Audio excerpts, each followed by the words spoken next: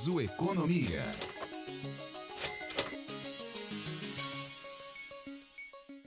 Mais uma semana e a gente chega com o Niso Economia, aqui pela Rádio Niso, também nas nossas plataformas digitais, o @Labicom, também o @Rádio Niso. Lá no nosso canal no YouTube você também pode acompanhar, e aí com imagens, né, e tudo mais, o nosso Niso Economia. Nesta semana nós recebemos o professor Marcos Canhada, responsável aí pela nossa cesta básica sorocabana, a cesta básica que é produzida aqui pelo laboratório de CSA da Uniso. E ó, um detalhe para você, viu? Está completando este ano 30 anos, assim como o nosso curso de jornalismo também completando 30 anos, muito legal, a Universidade de Sorocaba em festa em 2025. Por falar em Universidade de Sorocaba e o nosso Niso Economia, o Niso Economia é uma produção do Labicom, com a coordenação da professora Evenise Batista, apresentação de Douglas Vale, técnica da Jéssica Toffoli, também da Júlia Saori, de toda a nossa equipe do Labicom.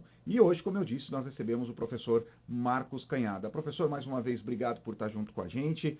Passou aquele sufoco da Páscoa, passou a semana da Páscoa, quem comprou, comprou, quem comeu chocolate, ovo de chocolate comeu, quem não comeu, agora vai ter que comer o chocolate em barra, professor. Exatamente. Agradeço mais uma vez, Douglas, a oportunidade, essa interação entre economia e comunicação. Eu acho que estamos fazendo aí um papel muito importante, levar informação, remover a assimetria da informação, né? Esse é um conceito que nós estudamos em economia, né?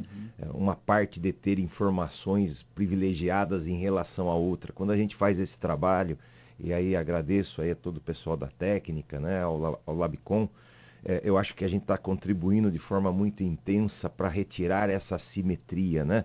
É óbvio que a ciência ela não é exata, né? Então a gente traz aí informações aproximadamente exatas, é isso que diz a pesquisa científica, mas isso ajuda, né, o cidadão a entender o comportamento e formar a sua opinião, né? Isso é muito importante, agradeço mais uma vez, estamos aí sempre dispostos a contribuir aí com informações. Essa é uma das grandes máximas, né, da ciência, né? Ela não ser exata. A ciência não ser uma ciência exata, não ser exata, isso que é muito Isso às vezes causa confusão, mas é importante esclarecer. Ser aproximadamente exato é fantástico. Né? É diferente do senso popular, que ele é inexato. Exato.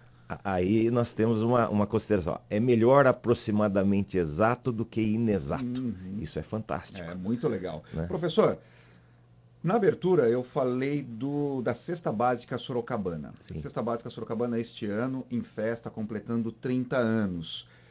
Temos, com os dados que nós temos, dados de março, que a gente tem visto, inflação e tudo muito mexido, muito misturado.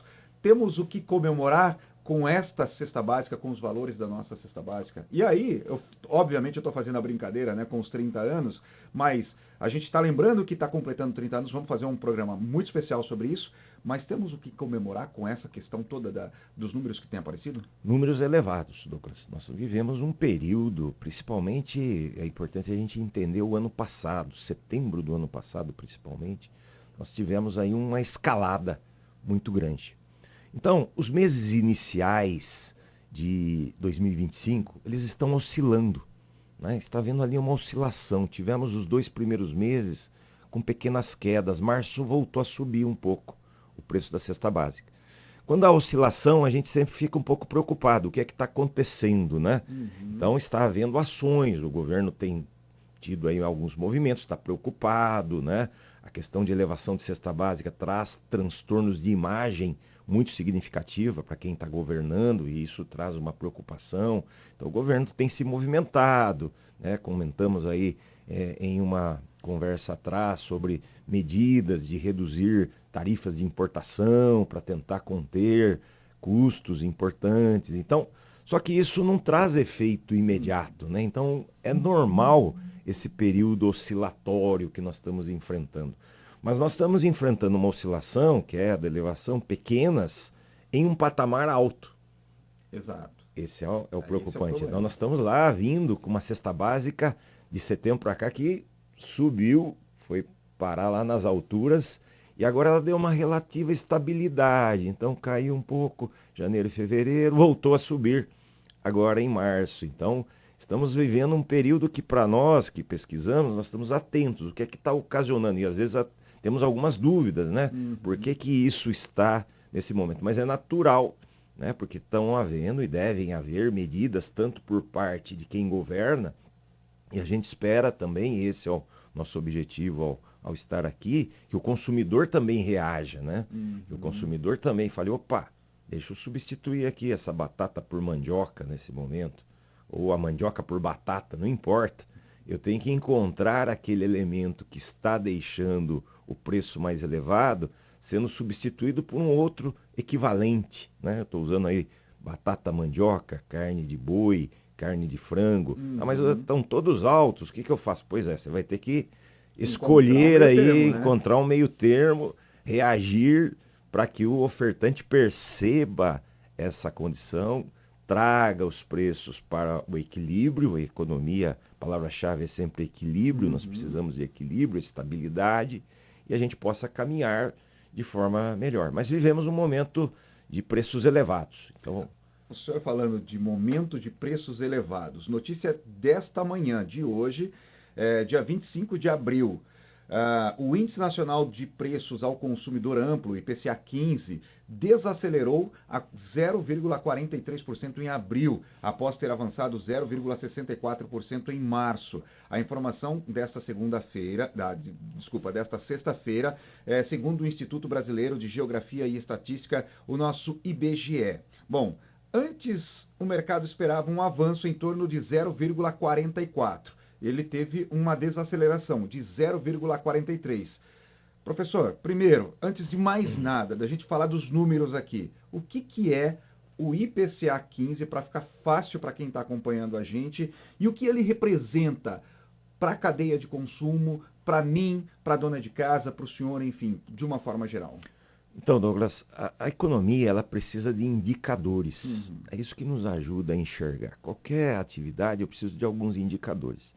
E o IPCA é um instrumento estabelecido pelo Instituto Brasileiro de Geografia e Estatística para monitorar o comportamento de um conjunto de elementos, assim como a cesta básica. É um conjunto. Às vezes o pessoal fala, mas a minha cesta básica está mais pesada do que essa que você está mostrando. Tá, nós elegemos uma cesta básica. São 34 itens. O IPCA também elege um conjunto de elementos e vai monitorando o comportamento desses itens ao longo do tempo. Tá. E como você disse, bem interessante aí, nós tivemos uma elevação e agora uma queda, né? Então, vai na linha do que a gente comentava. Nós estamos num período de variações, de instabilidades. Ela está subindo, agora está caindo. A sexta também está ocorrendo a mesma coisa. Por quê? Porque os agentes estão se movimentando. Então, é legal que a gente perceba esse comportamento. Então, caiu 0,40, subiu 0,6. Bom, praticamente ficamos estabilizados no zero, mais ou menos nisso. Está havendo um comportamento de acerto da economia. Então, é muito importante que a gente olhe. Eu, quando faço lá a pesquisa da cesta básica, eu também vou monitorando, porque o meu conjunto de elementos elegido, 34 itens, alimentação, higiene e limpeza, para a cidade de Sorocaba. A cesta básica ela é vista no Brasil, então na Bahia tem lá o indicador, tem a cesta básica que não bate com a minha aqui. Por que lá é mais caro ou mais barata? Por que o preço lá é diferente? Porque lá é um outro conjunto de elementos. Então, e tem uma série de coisas, né, professor? Tem esse conjunto de elementos. Vamos fazer por base: arroz, feijão, café e o açúcar. 4 itens básicos que eu acho que todo brasileiro consome. Mas aí, aonde é produzido esse café? Esse café é produzido aqui em São Paulo, então ele está em São Paulo, é transporte, menos custo de transporte. Se vai para o Rio Grande do Sul ou se vai para o norte e nordeste do Brasil, esse custo vai elevando, vai subindo. É essa variação que a gente também tem que entender. Perfeito. Nós temos uma questão regional, né? O comportamento de consumo nosso é diferente lá no Nordeste, por exemplo. A cesta é diferente, tem coisas que nós não consumimos aqui, eles consomem lá. Então faz sentido para o pesquisador lá colocar na cesta básica alguns elementos que aqui não fazem sentido. Por isso que há essa variação. E por isso que é importante, né? Então, veja, nós temos aqui em Sorocaba, a Uniso faz esse esforço ao longo de 30 anos, exatamente para mostrar a nossa realidade. Ah, mas em São Paulo subiu, aqui caiu. Pois é, olha que privilégio. Nós sabermos o que está ocorrendo dentro da nossa cidade, especificamente. Né? Em São Paulo, às vezes eu olho os indicadores, a nosso caiu, lá subiu um pouco. Tudo bem, faz parte, lá é outra realidade, é outro comportamento, é outra cesta. Elas são parecidas, mas são outros comportamentos que tem ali. Então é importante essa informação, né? Eu perceber o que está ocorrendo efetivamente na cidade em que eu vivo, né? No local em que eu vivo. Então, e aí, obviamente que em termos nacionais, eu estar acompanhando, né? E o que a gente percebe é que normalmente a questão dos preços da cesta básica, ela acompanha os índices de preço que estão sendo tratados nacionalmente. Às vezes o IPCA, como ele não leva em consideração itens específicos que eu estou levando, ele sofre variações para lá ou para cá. Mas na média, eles vão se encontrar ali em algum momento, entendeu? Aí também é lógico a gente dar o destaque, né, que existe sempre aquela situação, né, você mora em São Paulo, você vai mudar para Minas Gerais, o custo de vida em Minas Gerais é diferente do custo de vida em São Paulo, é tudo isso de um pouco do que o professor falou agora, por ter os custos de levar esse produto até Minas Gerais e tudo mais, então isso tudo mexe com essa variante de preços. Professor, a gente falando, mexe com a variante de preços, viemos da cesta básica, essa informação do IPCA 15, nós colhemos hoje pela manhã no portal CNN, então é importante a gente dar sempre o destaque e o crédito para quem está trabalhando isso. E um desses vilões,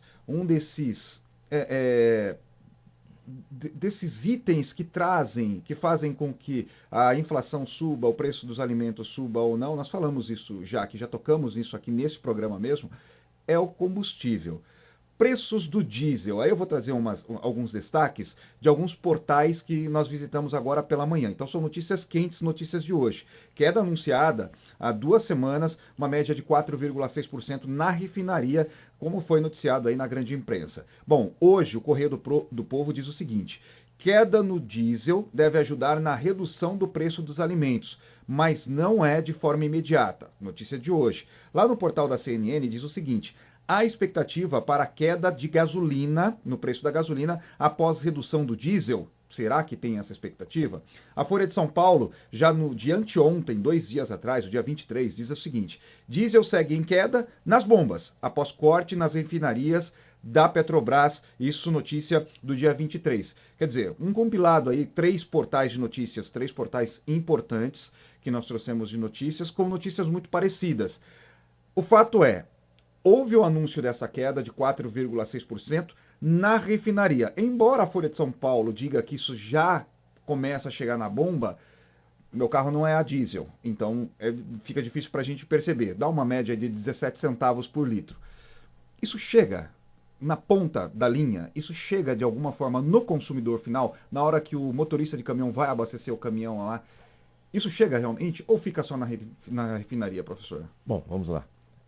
Você falou aí um aspecto importante, né? Que da informação. Vamos refletir a informação. Deve chegar, mas não é de forma imediata. Sim. Ótimo. E eu diria que complementaria. Deve chegar, não é de forma imediata e não é de forma significativa. Porque tem tudo isso que você falou. Às vezes o efeito não chega porque o mercado ele trabalha com demanda. Então, reduziu. Obviamente que a gente espera que isso chegue para o consumidor. Chegue para o caminhoneiro, nesse caso, que transporta hortaliças, que transporta a cebola, que transporta a batata, né? Isso traz algum efeito.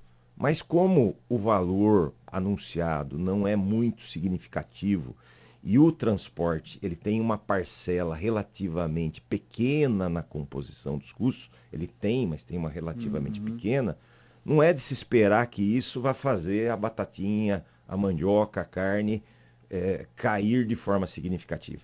Mas esse elemento, associado com uma conjugação de outros elementos, ações do governo, redução de tributação, o consumidor na ponta da linha modificando seus hábitos, reduzindo, é o que levaria para uma conjugação de a gente ver no final do ano, no começo do ano que vem, o preço da cesta básica voltando a patamares mais satisfatórios.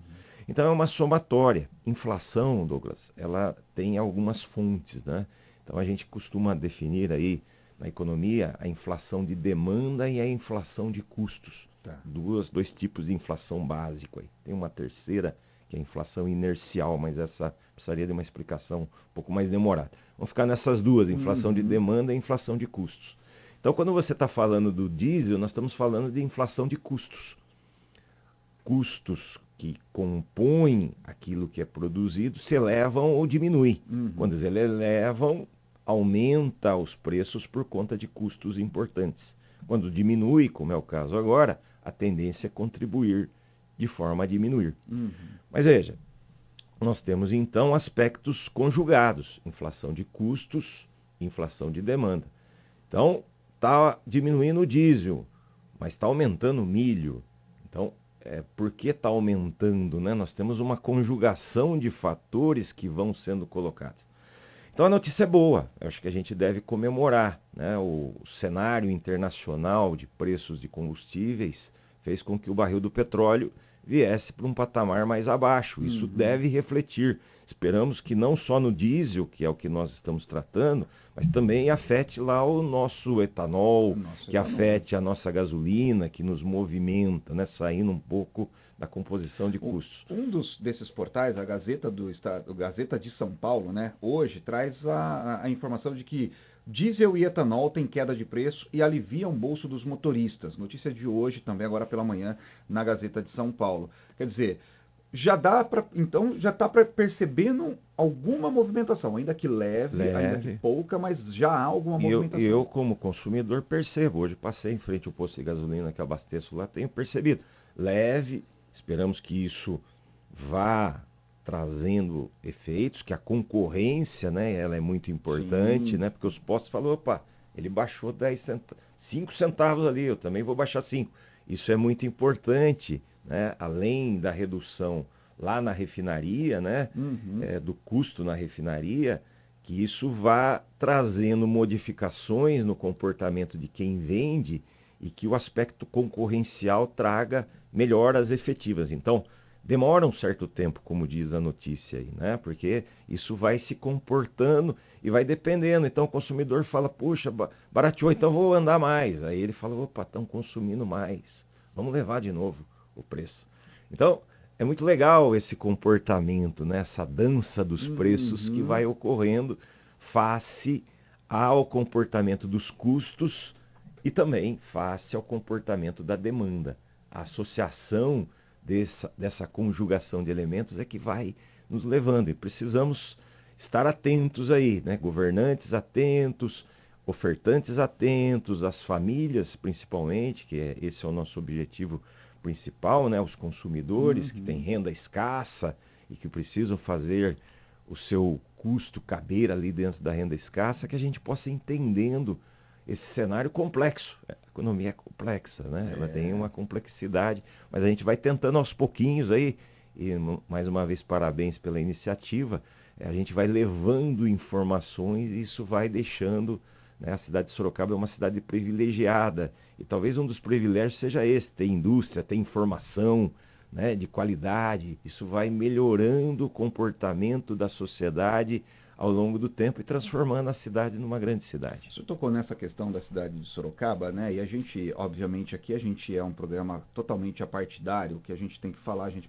vai falar e não tem problema nenhum com isso. A gente tem essa licença da nossa reitoria, da nossa coordenação, da nossa diretoria, para que a gente tenha liberdade para falar. E Sorocaba é uma das poucas cidades, a gente percebe isso, o senhor tem um pouco mais de experiência, pode confirmar ou não, que Sorocaba ela é uma cidade que ela tem o seu... não tem um foco só em uma área econômica. Ela tem a questão das indústrias, questão da cadeia de produção lá no início, as indústrias. Também temos alguma questão agrícola, mas é muito pouco. Sorocaba é muito fraca na questão agrícola, mas nós temos uma questão comercial muito pujante, o comércio de Sorocaba é muito pujante. Nós temos uma questão turística também, que não é das mais pujantes, mas a nossa questão turística em Sorocaba é muito grande. A cidade que já foi, em algum momento, uma cidade dormitório, hoje é uma metrópole e guardadas as devidas proporções, e eu entendo isso tranquilamente, nós estamos com quase 800 mil habitantes, aí uma metrópole precisava ter um pouco ou muito mais que isso, mas é uma metrópole reduzida, porque nós já temos aí diversos serviços que geram riqueza para a população, várias formas da população trabalhar numa única cidade. Coisa que a gente vê cidades do mesmo porte que tem ou uma inclinação industrial, ou uma inclinação comercial, ou ainda aquela inclinação mais para a área da agricultura. Isso favorece também as pessoas que estão aqui na cidade, né? O senhor falou da questão de se difundir informação, nós temos Universidade de Sorocaba, outras universidades, outros polos estudantis, favorece também essa formação de mão de obra para que a gente mantenha isso aqui também para nós, para nossa região, para nossa cidade, né? Perfeito, Douglas. É muito interessante, né? A gente tem analisado essa evolução da cidade de Sorocaba há muito tempo.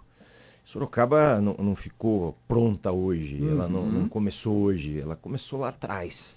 E começa exatamente com o fomento da educação. E a Universidade de Sorocaba, com a sua tradição, com a sua grandeza, é uma das contribuintes. Quer dizer, ofertar, né, oportunidades de construir uma... A Toyota não está aqui em Sorocaba porque ela achou bonita. Falou, nossa, Sorocaba, que cidade linda. Ela está aqui por fatores. E um dos fatores é a oferta de mão de obra, de capacidade de produzir. Ela está num lugar que ela fala, opa, se eu precisar, eu faço assim. E eu tenho aquilo que eu preciso. Tenho logística, estou próximo de uma estrada, é uma condição...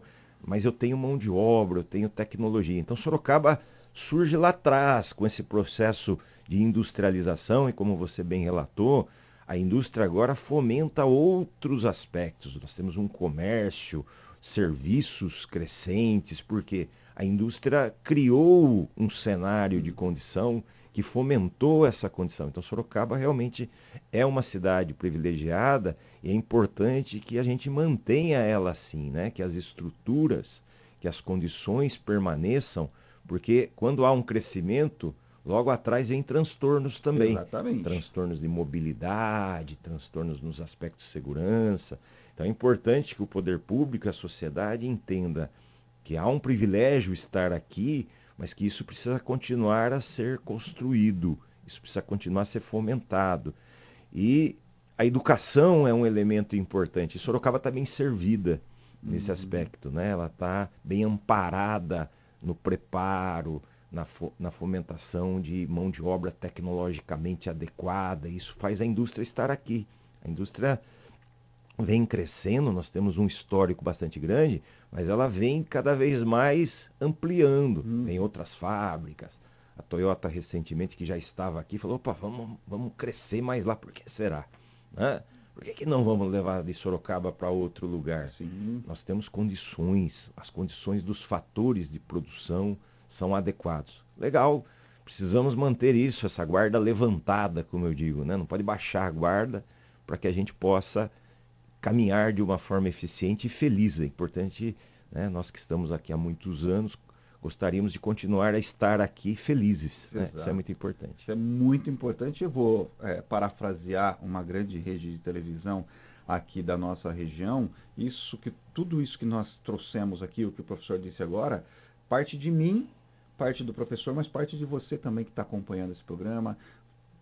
Ter essa voz, fazer com que isso modifique. O preço está muito alto, vamos mudar alguns hábitos aí para ver se a gente consegue nivelar isso tudo e deixar isso numa situação, uma condição um pouco melhor. Professor Marcos Canhada, sempre uma aula, sempre muito bom ter o senhor aqui. É muito mais um bate-papo do que qualquer outra coisa, do que um programa de entrevistas, é muito mais um bate-papo e isso enriquece muito para nós, para mim como jornalista e para quem obviamente está acompanhando. Obrigado mais uma vez, um final de semana aí abençoado para o senhor e para toda a família. Eu que agradeço e complemento, enriquece para mim também, isso é muito importante. Eu vou estar sempre disponível porque enriquecimento ocorre dessa forma, com troca de ideias, com ponderações, né, com análises. Isso faz bem para mim, faz bem, acho que para todo mundo, é por isso que eu estou aqui. Maravilha, próxima semana a gente tem o professor Renato Vaz Garcia e a gente vai preparar um programa todo especial para falar um pouco desses 30 anos da Cesta Básica Sorocabana, que é produzida há 30 anos aqui pela Universidade de Sorocaba, pelo laboratório de CSA, nossos cursos de economia, mas você vai entender um pouquinho mais de como isso nasceu, como foi a ideia, como foi a concepção até chegar nos dias de hoje. E posso dizer com toda tranquilidade, é uma das pesquisas mais respeitadas em todo o estado de São Paulo. Então nós não estamos restritos só a Sorocaba, e se dissesse só a Sorocaba eu estaria apequenando muito isso. Nós não estamos restritos a Sorocaba ou a região metropolitana, mas todo o estado de São Paulo, e a gente vai entender um pouquinho mais daqui para frente. Você vai ficar atento aí com um programa muito especial sobre os 30 anos da pesquisa da Cesta Básica Sorocabana. E agradecer a você que está sempre junto com a gente. O nosso João Aoki está preparando uma nova temporada do Rota Típica. Vem aí mais uma temporada do Niso Saúde com a nossa Laura em Moreira. Enfim, vem novos programas por aí, muita coisa bacana. É só você ficar antenado, conectado junto com a gente aqui no @Labcom e também no nosso canal no YouTube. É só ficar conectado por lá. Mais uma vez, nosso melhor. Muito obrigado. Uma semana abençoada para todo mundo. E a gente volta semana que vem falando aí com o professor Renato Vaz Garcia. Lembrando que esse programa tem a coordenação da professora Evenise Batista. Até lá, gente. Tchau. Niso Economia.